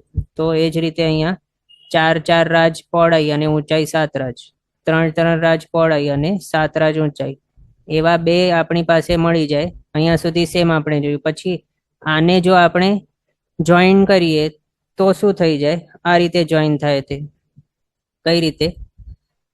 તો બંને ભેગા અહીંયા આપણે જો રાખીએ તો આનું કેટલું છે ચોડાઈ? 4 રાજની અને આની છે 3 રાજની. તો 4 + 3 7 થઈ જાય. આ રીતે 7 છે. બંનેની હાઈટ 7 રાજ છે. તો આમ આપણે આ સાઈડથી જો જોઈએ તો આપણને એમ લાગે કે 7 રાજ આમ છે અને આમ 7 રાજ છે, પણ આ પાછળનો ભાગ જોઈએ તો ખાલી પોર્શન રહી જાય છે અહીંયા. કારણ આમની કેટલી છે? 3 રાજની જ છે ખાલી ચોડાઈ, અને આની 4 રાજની ચોડાઈ છે ખાલી. એટલે આની પાછળ 3 રાજ જેટલું ખાલી જગ્યા બચી જાય અને આની પાછળ 4 રાજ જેટલી ખાલી જગ્યા બચી જાય છે. આટલી બધી આ બ્લેન્ક આપણે દેખાતું હશે. એટલે ક્યુબ આપણને ફોર્મ કરવું છે કંઈક આવા પ્રકારનું, પણ આટલી બધી ખાલી જગ્યા બચી જાય છે જે ફિલ નથી થતી. આ રીતે આપણે જો કરીએ તો એને સમજવા માટે આપણે એના વોલ્યુમ પણ કેલ્ક્યુલેટ કરીને બતાવ્યા છે. Volume of cuboid. ક્યુબોઇડ એટલે આ ચીજ જે છે તે, જેના 3 સાઇડ્સ ઇક્વલ નહીં હોય તેને ક્યુબોઇડ કહેવાય. એવા તો એનું વોલ્યુમ કઈ રીતે ફાઇન્ડ કરાય? Length into breadth into height. તો પહેલો ઉર્ધ્વલોકનું જે છે ક્યુબોઇડ એનું કેટલું છે? 3 × 3 × 7 63 ક્યુબિક રાજ, આટલું વોલ્યુમ છે એનું. પછી અધોલોકનું ક્યુબોઇડ છે એનું 4 × 4 × 7 એટલે 112 ક્યુબિક રાજ પ્રમાણ છે એનું વોલ્યુમ. બંને એડ કરીએ તો 63 + 112, આ બંને એડ કરીએ તો 175 ક્યુબિક રાજનું આવે વોલ્યુમ. એટલે આ બંને જે આપણે એડ કર્યા એટલે આ જે અહીંયા આપણને દેખાય છે આ વાળું અને આ વાળું, આના બંનેના વોલ્યુમ આપણે એડ કરીએ તો આટલું મળે આપણને. પછી ઘનીકૃત લોક જે બતાવ્યું છે 7x7x7 રાજનો, એનું આપણે વોલ્યુમ જોઈએ તો એ ક્યુબ છે એટલે એના સાઈડ ક્યુબ, અથવા તો જે એનું સાઈડ છે 7 રાજનું એને length into breadth into height એ કહી શકાય, અથવા તો સાઈડ રેસ ટુ 3 એમ. તો 7/3 અથવા તો 7 × 7 કરીએ તો 343 ક્યુબિક રાજ એટલું વોલ્યુમ આપણને મળે ઘનીકૃત લોકનું. એ ડિફરન્સ આપણે જોઈએ તો કેટલું થઈ જાય છે? ઘનીકૃત લોકનું વોલ્યુમ છે આટલું 343, અને આ જે આપણને મળ્યું છે બંને ક્યુબોઇડ ઉર્ધ્વલોકને અધોલોકને એડ કરીને 175, બંનેને આપણે ડિફરન્સ જોઈએ તો 168 ક્યુબિક રાજનું ફરક આવે છે.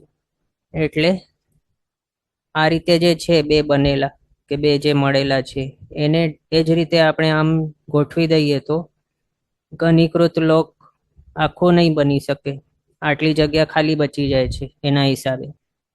પછી બીજો આપણે એમ પણ કેલ્ક્યુલેટ કરીને જોઈએ કે આ કેવું છે, 14 રાજલોક. એનું આપણે 3D ઇમેજ જોઈએ તો કંઈક આવા પ્રકારનું આપણને દેખાય. ગોલ છે ને, અહીંયા ઉપરથી જોઈએ તો આવું ગોલ દેખાય, અને કંઈક એંગલમાં જોઈએ તો આવું આપણને દેખાય. તો આના આપણે ટુકડા કરીએ એનું વોલ્યુમ ફાઇન્ડ આઉટ કરવા માટે. કઈ રીતે? આ ઉર્ધ્વલોકને અહીંયા સાઈડમાં મૂક્યો, આ અધોલોકને સાઈડમાં મૂક્યો. હવે હજી આના 2 પીસ કરી દીધા ઉર્ધ્વલોકના પણ. અને હા, આ કેવા છે? આ જે છે 14 રાજલોક, એનો જો 3D વ્યૂ આપણે જોઈએ તો આ રીતનું કંઈક દેખાય. અને એનું આ પોર્શન અલગ કર્યું, આ પોર્શન અલગ કર્યું, આ પોર્શન અલગ કર્યું. આ રીતે 3 અલગ પોર્શન કર્યા અને એ કેવા ફોર્મ થઈ જાય આ જ માત્ર આપણે જોઈએ. તો આ કેવું છે? કોન જો હોય, કોન કઈ રીતનું હોય? આવા પ્રકારનું પોઇન્ટેડ. તો એ કોનમાંથી ઉપરનું જે પોઈન્ટ છે એ કાઢી મૂકવામાં આવે, તો બાકી બચી જાય જે નીચેવાળું પાર્ટ. તેવા જ પ્રકારનું કંઈક છે આ 14 રાજલોકનું આ ટુકડો જે આપણે અલગ કર્યો છે તે. એટલે આપણને જો આનું વોલ્યુમ ફાઇન્ડ આઉટ કરવું હોય તો શું કરવું પડે? આને શું કહેવાય છે ઇંગ્લિશમાં? ફ્રસ્ટમ કહેવાય. આ જે કોનનો ઉપરનો પોર્શન કટ કરી દેવામાં આવે, હટાવી દેવામાં આવે, તો જે નીચેનું આ પાર્ટ બચી જાય એને ફ્રસ્ટમ કહેવાય. તો આપણે અહીંયા શું કરવા ટ્રાય કરીએ? 14 રાજલોક જે આ છે એના 3 પીસ કરી નાખીએ. 3 પીસ કઈ રીતે કરીએ કે આપણી પાસે 3 એવા ફ્રસ્ટમ મળી જાય. એના માટે અહીંયા આપણને દેખાય છે તે છે ફ્રસ્ટમ. ઉપરનું કોન વાળું જે પોર્શન છે આવા પ્રકારનું જે હતું તે કાઢી મૂક્યો, કટ કરી દીધું. તો જે બચી જાય બાકી તેને ફ્રસ્ટમ કહેવાય. એના વોલ્યુમ ફાઇન્ડ આઉટ કરવા માટે ફોર્મ્યુલા પણ અવેલેબલ છે. તો આ જ પ્રકારના કંઈક છે આ 3 ટુકડા. અધોલોકનો આવા પ્રકારનું આપણે કરી દીધું, એટલે 14 રાજલોકમાંથી અધોલોક આ પ્રકારનું એક ફ્રસ્ટમ બની જાય. બીજું ઉર્ધ્વલોકના 2 આવા બની જાય છે ફ્રસ્ટમ્સ. ને આપણને શું કરવાનું છે? આવા પ્રકારનું ઘનીકૃત લોક એક ક્યુબ પ્રકારનું બનાવવાનું છે. હવે આપણે આ 3 જે છે એને શું કહેવાયું? અહીંયા ફ્રસ્ટમ આપણે જોયું, તો એના આપણે વોલ્યુમ પહેલા ફાઇન્ડ આઉટ કરી લઈએ કે કેટલા છે આવા ફ્રસ્ટમ્સના, અને પછી ક્યુબનો વોલ્યુમ ફાઇન્ડ આઉટ કરીએ. તો વોલ્યુમ ઓફ ફ્રસ્ટમ આ જે આપણને દેખાય છે, હમણાં આપણે જે બતાવ્યું ટુકડા કરી દીધા આના, તો આવા પ્રકારનું કંઈક હોય શેપ કે કંઈક એવો સ્ટ્રક્ચર, તો એનું જો વોલ્યુમ ફાઇન્ડ આઉટ કરવું હોય તો એની ફોર્મ્યુલા આ રીતે બતાવી છે. 1/3 પાઈ એચ. એચ એટલે શું? તો આ height. r² plus r into r plus r². અને એમાં આ મોટું r જે છે તે શું છે? અહીંયાનો જે રેડિયસ છે નીચેવાળા પાર્ટનું, તે બેઝના પોર્શનનું બોટમ રેડિયસ, તે શું છે? મોટું r, કેપિટલ R. અને ટોપ રેડિયસ ઉપરવાળું જે આ સર્ક્યુલર આપણને દેખાય છે કોન જે હતું એનું પોઇન્ટેડ પોર્શન કટ કરી લીધું, તો ફ્લેટ જે અહીંયા બચ્યું છે સર્કલ ટાઈપ ઉપરથી જોઈએ તો એનો રેડિયસ આપણે જોઈએ તો એને સ્મોલ r તરીકે અહીંયા આપણે દર્શાવ્યું છે. r equals to top radius small r, અને h ઇક્વલ્સ ટુ હાઇટ. આવા જે શેપ છે એની. આમ વોલ્યુમ ઓફ ફ્રસ્ટમ એટલે આવા પ્રકારનું જે છે સ્ટ્રક્ચર, એનું વોલ્યુમ ફાઇન્ડ આઉટ કરવાનું ફોર્મ્યુલા આ રીતે છે. અને આપણે એ રીતે જોઈએ, વર્કિંગ બતાવ્યું છે. આપણે 2 ભાગ કરી દીધા ઉર્ધ્વલોકના, એ 2 ફ્રસ્ટમ બની ગયા આવા પ્રકારના. હવે એમનો હાઇટ કેટલી છે આપણને 3 વસ્તુ અહીંયા જોઈએ છે. ઉપરવાળાનું સર્કલ જે છે એનો રેડિયસ જોઈએ, નીચેવાળાના જે છે બેઝ એનો રેડિયસ, અને હાઇટ જોઈએ. તો ઉર્ધ્વલોકના જે 2 ભાગ બની ગયા એ બંને સરખા. કેવા છે? તો ઉપરવાળું જે નાનું r, ઉપરવાળા સર્કલનું રેડિયસ કેટલું? તો એનું ડાયામીટર છે 1 રાજ, તો રેડિયસ કેટલું રહેશે? તો હાફ રાજ. એટલે અહીંયા ટોપ રેડિયસ કેટલું? હાફ રાજ. પછી બોટમ રેડિયસ બેઝ જે છે એનું રેડિયસ અહીંયા વાળું એનું કેટલું છે? ડાયામીટર કેટલું છે આનું? 5 રાજ, તો એનું રેડિયસ કેટલું રહેશે? 2.5 રાજ. તો એ છે બોટમ રેડિયસ મોટું r, કેપિટલ R, તે 2.5 રાજ એ મળી ગયું. પછી એની હાઇટ કેટલી છે? 3.5 રાજની હાઇટ એ છે 3.5 રાજ. હવે આ 3 જે છે એને આપણે આની અંદર અસાઇન કરીને પછી આ જોઈએ એનું વર્કિંગ. તો 1/3 પાઈ કેટલું છે 22/7. પછી h એટલે કે આ એ 3.5 છે, એ મલ્ટીપ્લાય કર્યું. પછી બ્રેકેટની અંદર બોટમ રેડિયસ સ્ક્વેર એટલે કે આ વાળું કેપિટલ R 2.5 રાજ એ લખ્યું. પછી બોટમ રેડિયસ અને ટોપ રેડિયસ એ બંનેને મલ્ટીપ્લાય કરવાનું, એટલે આ રીતે 2.5 રાજ ઇન્ટુ 0.5 રાજ એ અહીંયા લખી દીધું. પછી R સ્ક્વેર એટલે કે ટોપ રેડિયસનું સ્ક્વેર, એ અહીંયા ટોપ રેડિયસ જે છે 0.5 એ અહીંયા લખ્યું એનું સ્ક્વેર. આ રીતે કર્યું. પછી એનું વર્કિંગ કરતા જઈએ તો આ રીતનું આપણને મળે. 2.5 સ્ક્વેર કરીએ તો આ મળે, આનો સ્ક્વેર કરીએ તો આ મળે, આ બંનેને મલ્ટીપ્લાય કરીએ તો આ મળે. પછી આ આખાને એડ કરી લઈએ તો આ મળે. અને પછી એના બાદ અહીંયા આપણે આને જો સોલ્વ કરી લઈએ તો આ રીતે આન્સર આવે આપણી પાસે 28.417 ક્યુબિક રાજ. એ શું છે? વોલ્યુમ. કોનું? તો એક જ આ ઉપરવાળું છે એનું, અથવા તો આનું. પછી આ જે મળ્યું છે એ તો કેટલા છે? આવા પ્રકારના સ્ટ્રક્ચર ઉર્ધ્વલોકની અંદર 2 છે. આપણે તો માત્ર એકનું જ ફાઇન્ડ આઉટ કર્યું, એટલે બંનેનું, એટલે કે ઉર્ધ્વલોકનું જો ફાઇન્ડ આઉટ કરવું હોય તો બંનેને એડ કરવા પડે, અથવા તો જે મળ્યું છે એને મલ્ટીપ્લાય બાય 2 કરવું પડે. એ કરી લઈએ આ રીતે. તો પછી વોલ્યુમ ઓફ ઉર્ધ્વલોક અહીંયા આપણને મળી જાય V1, અહીંયા જે મળ્યું છે એ ઇન્ટુ 2 કરીએ તો 56.834 ક્યુબિક રાજ એટલું છે આખા ઉર્ધ્વલોકનું વોલ્યુમ. વોલ્યુમ ઓફ ઉર્ધ્વલોક 56.834 ક્યુબિક રાજ. આ રીતે આપણે ઉર્ધ્વલોકનું ફાઇન્ડ આઉટ કર્યું. હવે અધોલોકનું જોઈએ તો અધોલોકનું વોલ્યુમ, બોટમ રેડિયસ એનું કેટલું છે?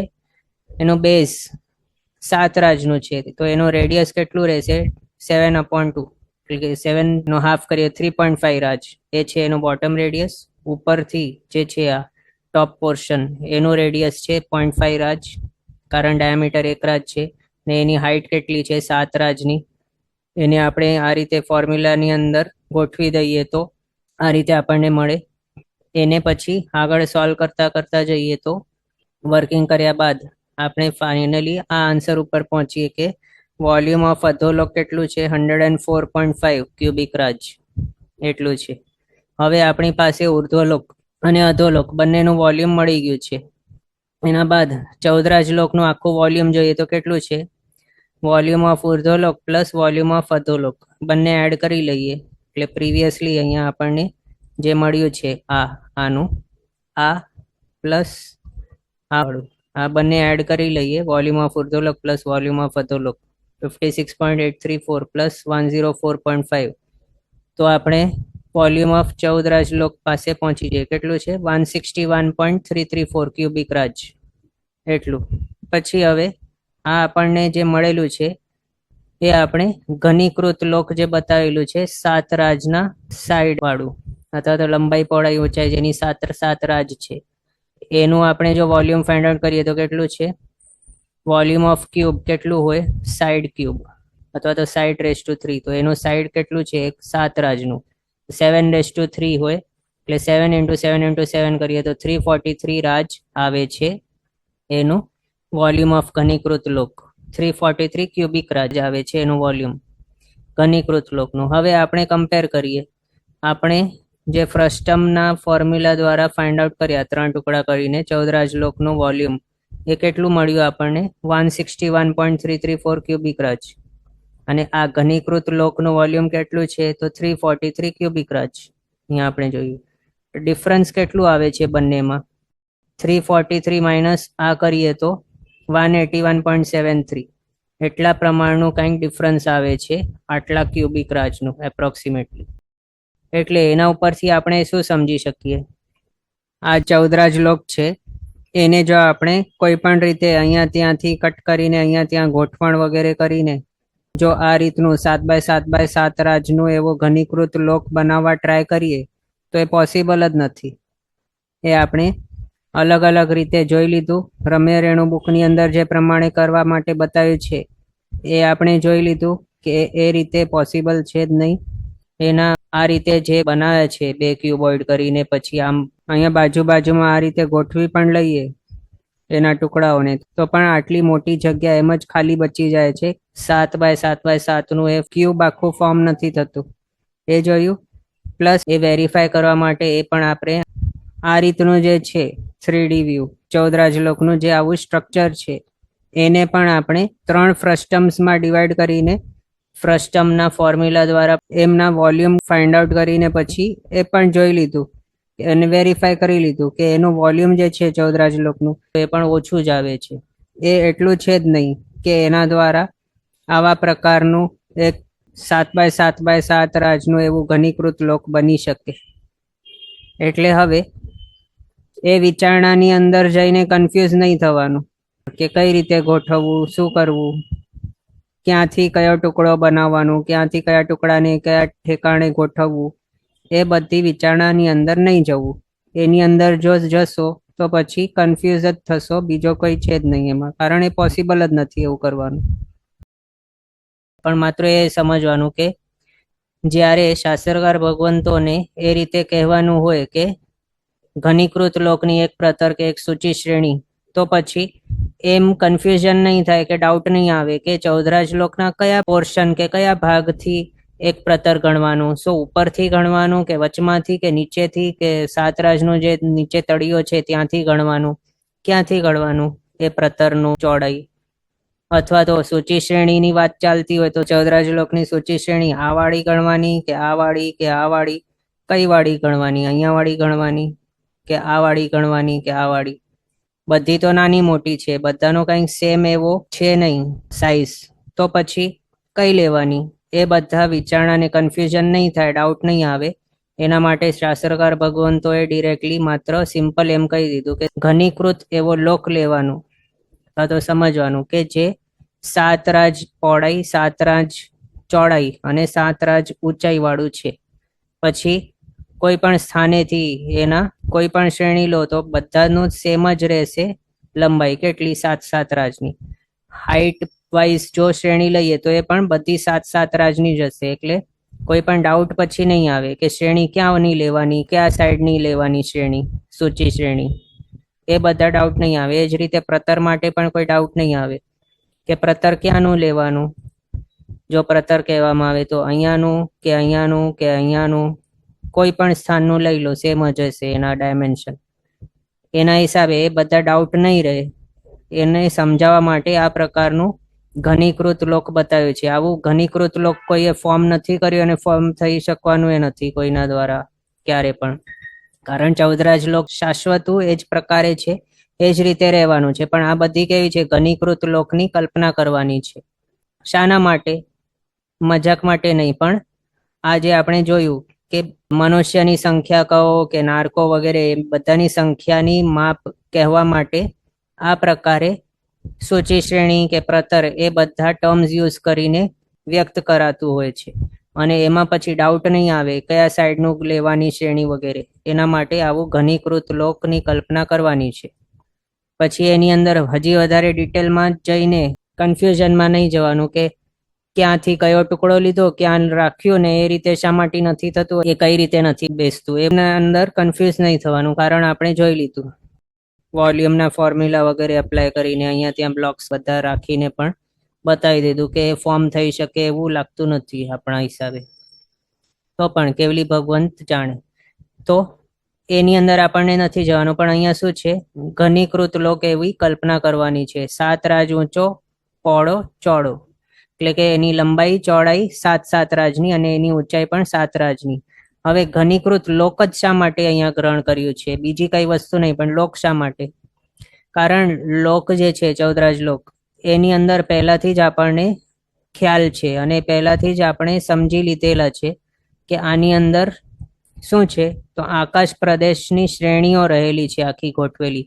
એ કોન્સેપ્ટ આપણા માઇન્ડમાં છે જ પહેલાથી, એટલે અલગથી બધું સમજાવવા માટે કંઈ ટાઈમ વેસ્ટ નહીં થાય, કારણ એ કન્સેપ્ટ આપણા માઇન્ડમાં છે જ કે શું છે, અહીંયા 14 રાજલોકની અંદર આકાશ પ્રદેશોની શ્રેણીઓ આ રીતે રહેલી છે.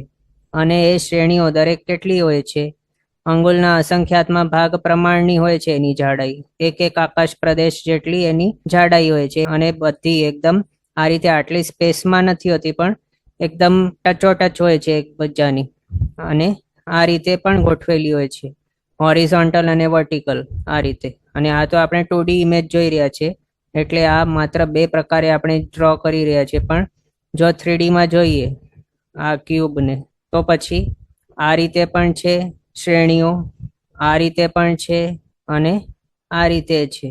એટલે એ કન્સેપ્ટ આપણા માઇન્ડમાં છે જ પહેલાથી. ચૌદરાજ લોકના જે આકાશ પ્રદેશોની ગોઠવણ, એની જાડાઈ વગેરે છે, બધા માઇન્ડમાં છે આપણા. પણ કયા ઠેકાણે એની પ્રતર વગેરે લેવાનું, એ બધું ડાઉટ નહીં આવે, એના માટે આવું ઘનીકૃત લોકની કલ્પના કરવાની છે. બસ એ જ છે એની અંદર, બીજો કોઈ ઉદ્દેશ નથી. બસ એ બધા જે ગણતરી વગેરે છે એ સમજાવવા માટે છે. બીજું, આની અંદર આપણે જો વિચારીએ તો ઘનીકૃત લોકનો મિનિંગ શું થાય છે? તો ઘનીકૃત લોક એટલે જેના ત્રણેય સાઈડ સેમ હોય, એટલે જેની આ લંબાઈ, આ પહોળાઈ અને ઊંચાઈ એક સરખી હોય, તેને ઘન લોક કહેવાય છે. અથવા તો ઘનીકૃત. ઘનીકૃત એટલે ઘન કરેલું એવું લોક. ઘન એટલે કે ક્યુબ, તો ક્યુબ ના આકાર વાળું એવો લોક ઘનીકૃત અથવા તો ઘન લોક, એ જેની લંબાઈ પહોળાઈ ઊંચાઈ સેમ હોય, સરખી હોય, ઇક્વલ હોય તે. પછી એની અંદર જ પ્રતર એટલે શું? તો પ્રતર એટલે અહીંયા સૌથી ઉપરનું આ જે પોર્શન આપણે જોઈ રહ્યા છે, એક એક પ્રતર સમજવાની. એના જ તરતના એડજેસન્ટ એવો નેક્સ્ટ અહીંયા જે છે આકાશ પ્રદેશોનું નેક્સ્ટ પ્રતર, એ બી છે બીજી પ્રતર. આ રીતે પ્રતરો બધી રહેલી છે અહીંયા આકાશ પ્રદેશોની. અને એ પ્રતર જે છે એના ડાયમેન્શન કેવા હોય? તો એની લંબાઈ પહોળાઈ સેમ હોય, 7-7 રાજની, પણ એની ઊંચાઈ નહીં હોય. માત્ર એક આકાશ પ્રદેશ પ્રમાણ જ હોય છે એવું. એને એક પ્રતર કહેવાય છે. પછી એક શ્રેણી કે એક સૂચિ શ્રેણી કેવી હોય? તો માત્ર એક આકાશ પ્રદેશોની એક લાઈન માત્ર. અને એક લાઈન જે છે આ લાઈન કેવી છે? તો એની જાડાઈ કેટલી? તો એક આકાશ પ્રદેશ પ્રમાણની. ઊંચાઈ કેટલી છે? ઊંચાઈ કઈ છે જ નહીં. લંબાઈ કેટલી છે અહીંયા? તો 7 રાજ પ્રમાણની. એટલે આની માત્ર લંબાઈ છે 7 રાજ, પણ એની ઊંચાઈ કેટલી છે? કઈ નથી, એક આકાશ પ્રદેશ પ્રમાણની જ છે. અને એની જાડાઈ પણ કેટલી છે? એ પણ કઈ નથી, એક આકાશ પ્રદેશ પ્રમાણની જ છે. આ રીતે એક શ્રેણી થઈ ગઈ. પછી આને આપણે એક્સટેન્ડ કરી લઈએ. આખી શ્રેણીઓ આ પ્રકારની જો હોય, તો એ બધી શ્રેણીઓ ભેગી મળીને એક પ્રતર ફોર્મ થઈ જાય. આમ બંને સાઈડ આખું ફિલ કરેલું સમજવું આ રીતે બાજુ બાજુમાં. તો આ શું થઈ ગયું? એક પ્રતર બની ગયું. અને આ જે એક પ્રતર આપણે જોઈ શકીએ છીએ, એની લંબાઈ પહોળાઈ ઊંચાઈ કેટલી છે? તો લંબાઈ પહોળાઈ એની આપણે કહી શકીએ કે કેટલી? 7-7 રાજની છે લંબાઈ ને પહોળાઈ. આ રીતે 7 રાજ છે અને આ રીતે પણ 7 રાજ છે. પણ એની ઊંચાઈ છે શું? કઈ ઊંચાઈ કઈ નથી, પણ એક આકાશ પ્રદેશની માત્ર છે જે છે તે. એમ એ રીતે શું થઈ ગયા? એક પ્રતર. હવે આવી જ પ્રતરો જો આપણે ગોઠવી દઈએ ઉપરે ઉપરી આ રીતે નીચે સુધી, છેલ્લે નીચે સુધી, ત્યારે શું ફોર્મ થઈ જાય? એક ઘન ફોર્મ થઈ જાય કે જેના લંબાઈ પહોળાઈ ને ઊંચાઈ 7-7 રાજની છે એવી. આ કન્સેપ્ટ આપ બધાને સમજાયું? ઘનીકૃત લોક જે છે તે. હા બોલો, એક હેન્ડસ છે. સર આમાં સમજાયું બધું, પણ આપણે ખાલી એના સિવાય બીજું કોઈ કેલ્ક્યુલેશન નથી કરવાનું, કારણ કે બેમાં ડિફરન્સ તો આવે છે બેના વોલ્યુમમાં. તો એટલે વોલ્યુમ આપણને રિક્વાયરમેન્ટ નથી, ખાલી આ પ્રતર સમજવા કે શ્રેણીગત સમજવા માટે જ એનો ઉપયોગ કરવાનો છે. હા, આપણા માઇન્ડમાં બીજો કઈ ડાઉટ નહીં આવે એના માટે. ઓકે, તો એટલે વોલ્યુમ કેલ્ક્યુલેશનનો મતલબ ખાલી ડિફરન્સ બતાવવાનો જ હતો, એટલું જ? હા, હવે અહીંયા વોલ્યુમનું પણ બહુ ઇમ્પોર્ટન્સ છે. કોઈ પણ વસ્તુનો વોલ્યુમ શું દર્શાવે છે? કે એની અંદર બીજા કોઈ વસ્તુને જગ્યા કે અવગાના આપવાની કેટલા પ્રમાણની કેપેસિટી છે. એટલે એક્ઝામ્પલ માટે સમજો, કોઈક એક બાલ્ટી છે, એની કેપેસિટી સમજો કે 5 લીટરની છે. તો એનું મિનિંગ શું થયું? કે આનું વોલ્યુમ કેટલું છે? 5 લીટરનું. એટલે એ 5 લીટર જેટલું પાણી એક્સેટ્રા પોતાની અંદર સમાવી શકે છે. એટલાને 5 લીટર પ્રમાણના એવા પાણીને અવગાના આપી શકે છે એની અંદર રહેવાની. વોલ્યુમ એ જ દર્શાવે છે. તો એના ઉપરથી આપણે આ ચૌદરાજ લોક અને આનું વોલ્યુમ બંનેની અંદર કમ્પેરિઝન શા માટે કર્યું?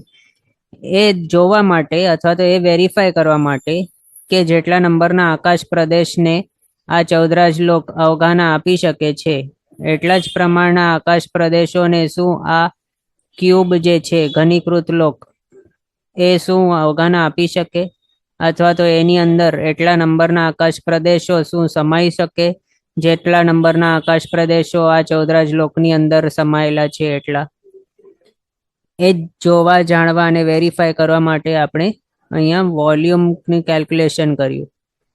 એટલે વોલ્યુમ અહીંયા આપણે જે કેલ્ક્યુલેટ કર્યું એ જ દર્શાવે છે કમ્પેરિઝન ડિરેક્ટલી. અહીંયા શું દર્શાવે છે કે ચૌદરાજ લોકની અંદર જેટલા નંબરના આકાશ પ્રદેશ છે એટલા નંબરના આકાશ પ્રદેશ શું આ ઘનીકૃત એવું 7x7x7 રાજનું એવું આ ક્યુબની અંદર શું એટલા નંબરના આકાશ પ્રદેશ હોઈ શકે કે નહીં એ જણાવે છે. એટલે અહીંયા આપણને જે મળ્યું છે ડિફરન્સ બંનેના વોલ્યુમની અંદર, એના ઉપરથી આપણને એ ખબર પડે છે કે ચૌદરાજ લોકની અંદર જેટલા નંબરના આકાશ પ્રદેશ છે તે અને આ ઘનીકૃત લોકની અંદર જેટલા નંબરના આકાશ પ્રદેશ છે બંને અલગ છે.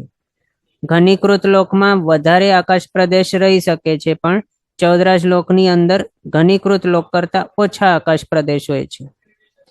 એમ આ સમજ પડે છે. એટલે એના જ માટે આપણે અહીંયા વોલ્યુમનું કેલ્ક્યુલેશન કર્યું છે. એટલે વોલ્યુમ અહીંયા બહુ ઇમ્પોર્ટન્ટ છે.